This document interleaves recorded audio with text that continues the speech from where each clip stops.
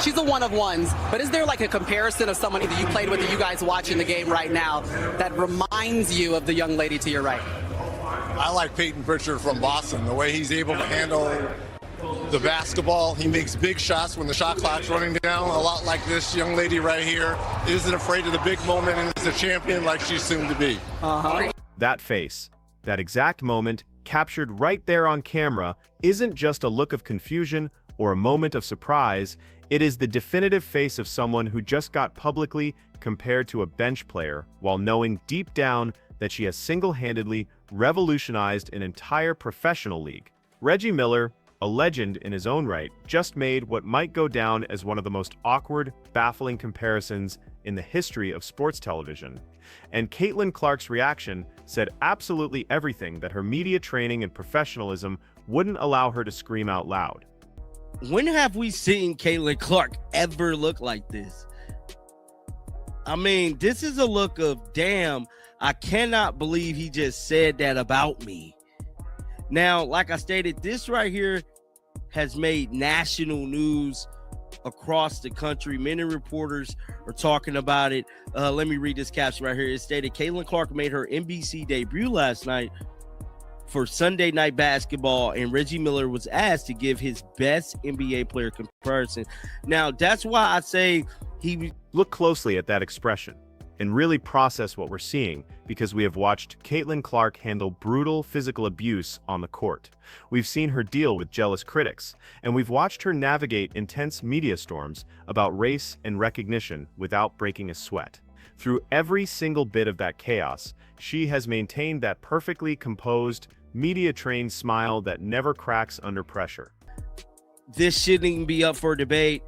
I don't know why he said Peyton Pritchard. Hopefully I'm saying the young man's name right. But Dave Portnoy weighed in on the conversation. He said, I love Peyton Pritchard, but this may be the worst comparison ever. It's Magic or Steph. Maybe a worse SGA. Wow. Now, one NBA player has opened up about this entire situation on his podcast, and that is Paul Pierce. He definitely weighed in on the Reggie Miller, comparing her to. But right here, in this specific moment on her massive NBC analyst debut, sitting next to a literal Hall of Famer on live television, that mask finally slipped and the internet absolutely exploded in response. We have to remember this wasn't some random podcast appearance or a casual conversation in a locker room. This was Sunday Night Basketball on NBC, the absolute primetime stage. This was Caitlin's big debut as a broadcaster, a moment everyone was tuning in for, and Reggie Miller, when asked to compare her to an NBA player, chose Peyton Pritchard, not Steph Curry, not Luka Doncic, not even Damian Lillard. He looked at a generational talent and compared her to Peyton Pritchard, a solid role player who averages roughly 8.3 points per game coming off the bench for the Boston Celtics. This is an embarrassment. This maybe she's just awkward. It's her first time doing like media on TV. She's doing the media, holding the Danny, Peyton Pritchard. Go ahead, P. Let P say his piece. Like, she had the look of like, bro, dog. I was thinking more Steph Curry. Everybody thinks that because of impact. We're talking about skill set though, just skill set alone. He instantly says Steph Curry, you know, and like that's way before we even played this clip. That's exactly what I said, is that when you look at the style of play Caitlin Clark has, it's very similar to Steph Curry. And it's hard, very, very hard not to see that. I mean, it's clear as day. Logo threes, backdoor threes, you can call it whatever you want. When it comes to her cerebral, her brain, and the way she shoots the basketball is next level, bro. It's just next level. But let's listen. Her skill set and her magnetic pull. That's an impact. Yeah, but that's part of the game, though. Just skill set, because her impact. But then, like, but her skill set is what makes defenses react to her that way, though. Danny, no, defenses don't react to Peyton Pritchard like that.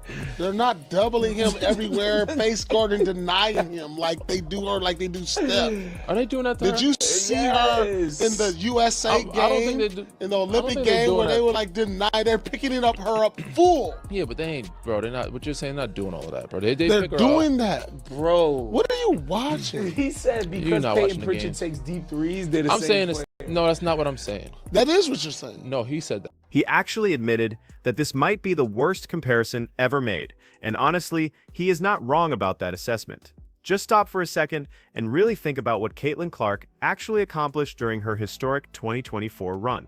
She didn't just play well, she broke the WNBA rookie scoring record, obliterating previous benchmarks. She led the entire league in assists as a first-year player, which is unheard of, and she sold out arenas in literally every single city she visited, turning away crowds at the door. And now basically any arena you go to, it's sold out. We're adding 2 teams. We're up to 14 now, and then hopefully getting to 18 in the next couple of years. So, you know, business is booming, and that's a really good thing. And we kind of just got to keep meeting the moment. The talent's getting better and better. You see it at the college level coming into the professional game too. So I feel very fortunate, and hopefully I have a long career ahead of me as well.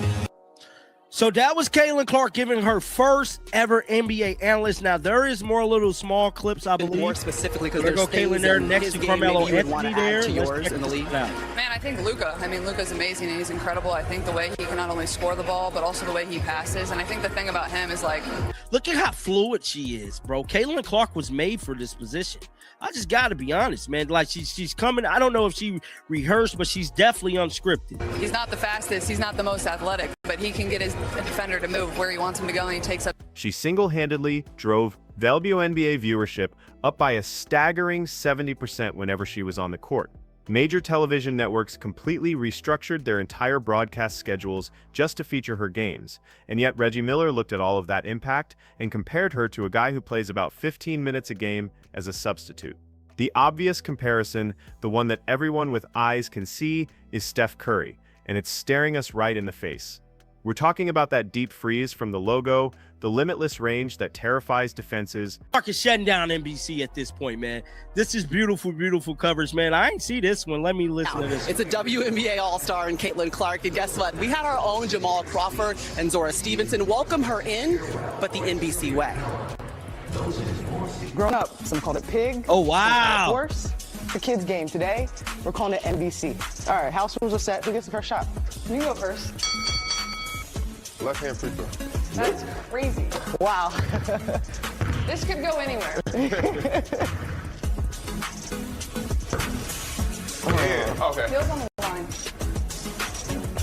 There we go. It's about the court vision, the way defenses are forced to pick her up at half court because they know she will pull up from 30 feet without a split second of hesitation. It's about that rare, intangible ability to make every single person around her a better player just by being on the floor. Caitlin Clark is doing in the WNBA exactly what Steph Curry did in the NBA. She is fundamentally changing the geometry of the court and how the game is played and watched. Paul Pierce absolutely gets it, and you can hear it in his analysis. Listen to how he breaks this down on his podcast. He immediately goes to the Steph Curry comparison because it's the only one that makes sense, even when his co-host tries to walk it back by debating skill set versus overall impact. Ow. Do you believe in magic or what? I know you create some all the time. This is for game. This is for game. All right. There's literally 0% chance to make this again. That's our welcome to the NBC moment. Hey, this is so cool, man. I can't even lie. This is like the coolest thing ever, bruh. There we go. Yeah. She knew it right away. Oh. This is quick NBC. Wow. Wow.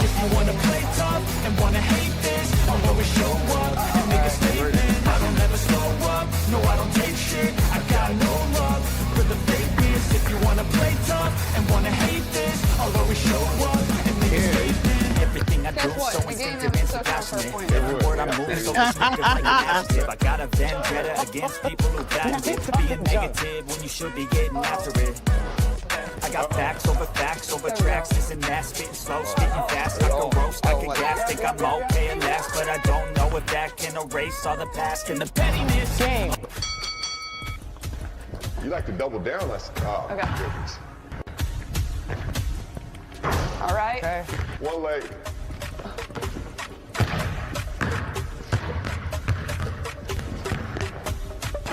Tie game. In it.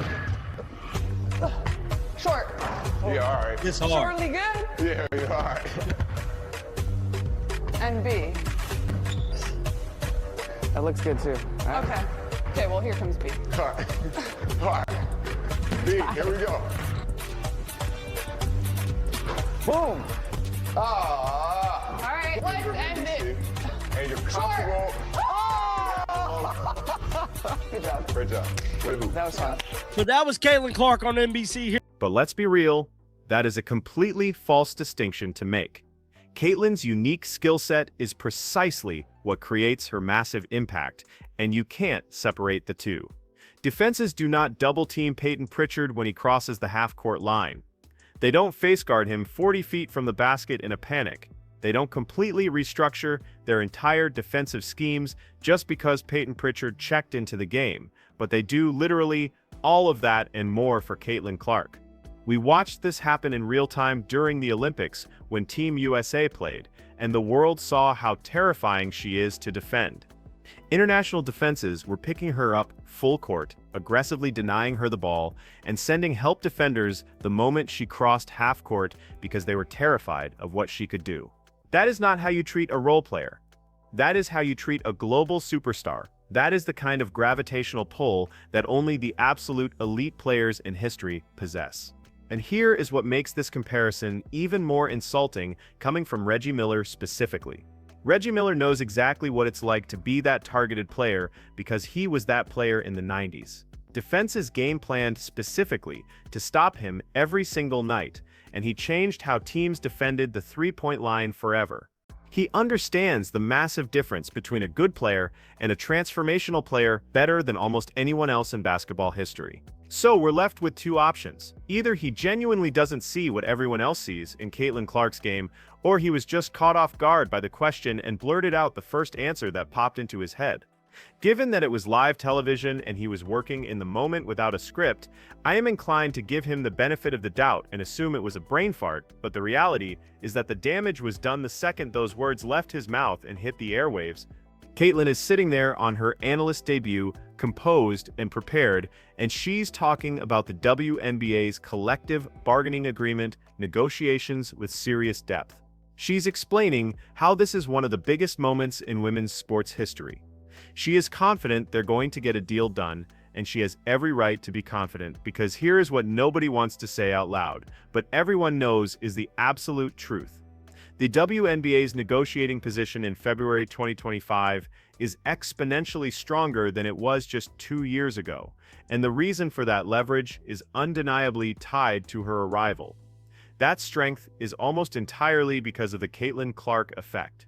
The league has added 2 expansion teams in record time. Television viewership has shattered every previous record on the books. Attendance has doubled in multiple markets. Not just Indiana, merchandise sales have gone through the roof, creating revenue streams that didn't exist before. Sponsorship deals that were never even on the table for the league suddenly became possible because brands wanted to be near her. Caitlin Clark didn't just lift her own boat with her performance, she lifted the entire ocean of women's basketball. And now, players across the entire league are about to benefit from collective bargaining agreements that include charter flights, significantly better salaries, and improved working conditions. These are things they have been fighting for over decades, but couldn't get because the league simply didn't have the leverage or the revenue to demand them. Just watch how incredibly comfortable she is on camera during this broadcast. This isn't someone struggling through their first gig.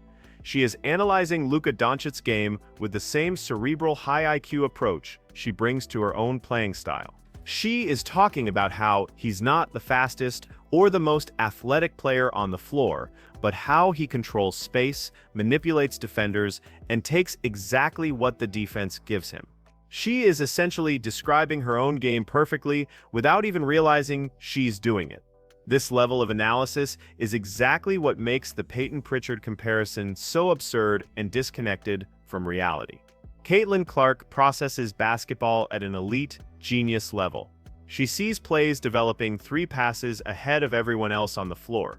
She understands defensive rotations instinctively before they even happen. She makes reads in real time that most players can't see until they sit down and watch the film the next day.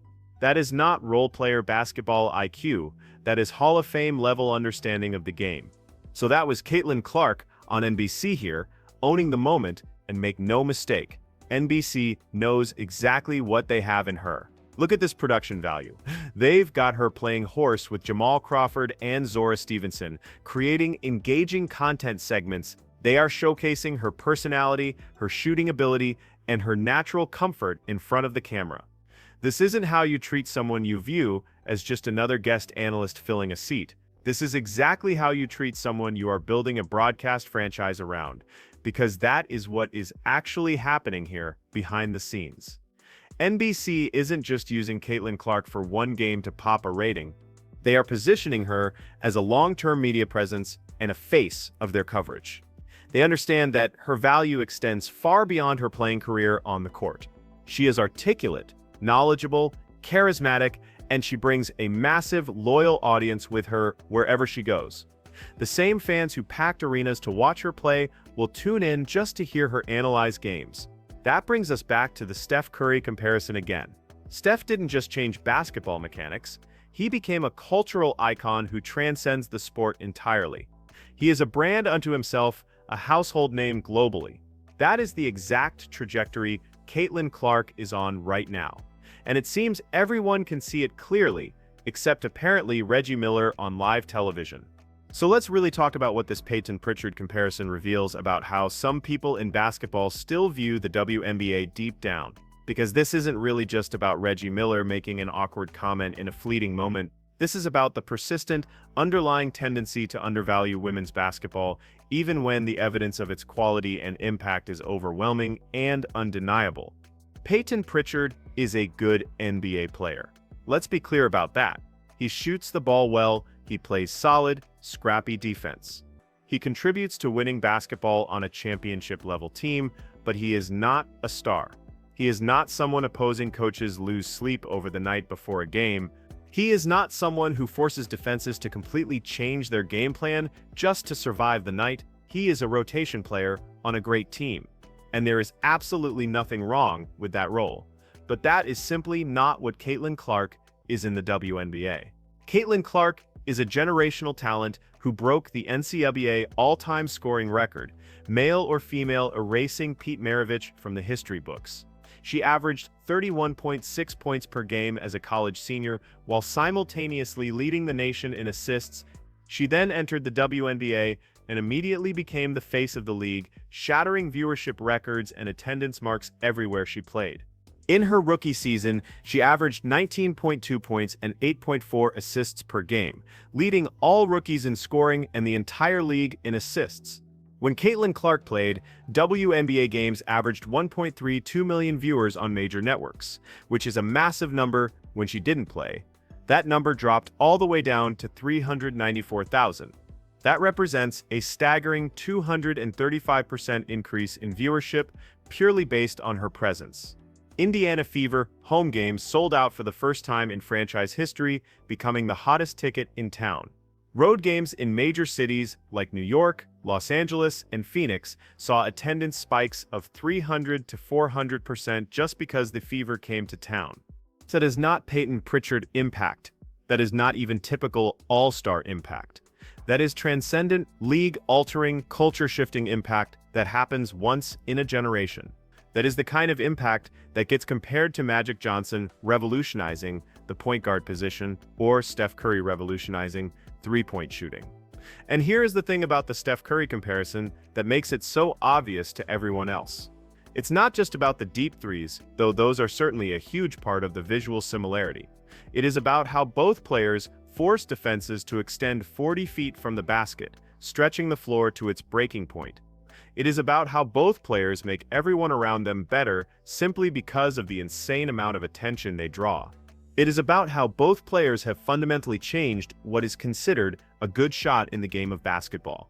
Before Steph Curry, pulling up from 30 feet was considered a bad shot even for good shooters and would get you benched.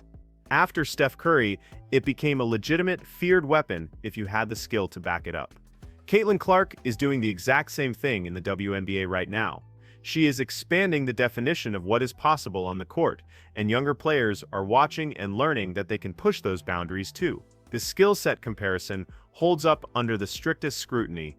Both players have elite ball handling skills that allow them to create space in heavy traffic. Both have court vision that leads to highlight reel assists and makes their teammates significantly better offensive players. Both have the ability to score in bunches when their team desperately needs a run. Both have that clutch gene where they demand the ball in the biggest moments of the game.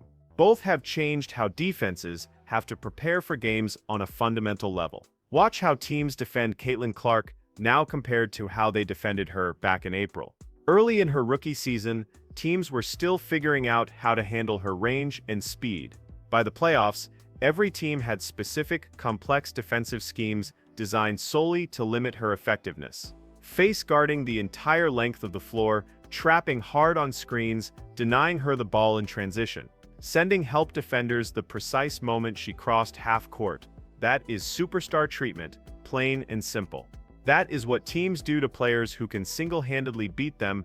Peyton Pritchard is a nice player who hits open threes and runs the second unit effectively. That is valuable in the NBA.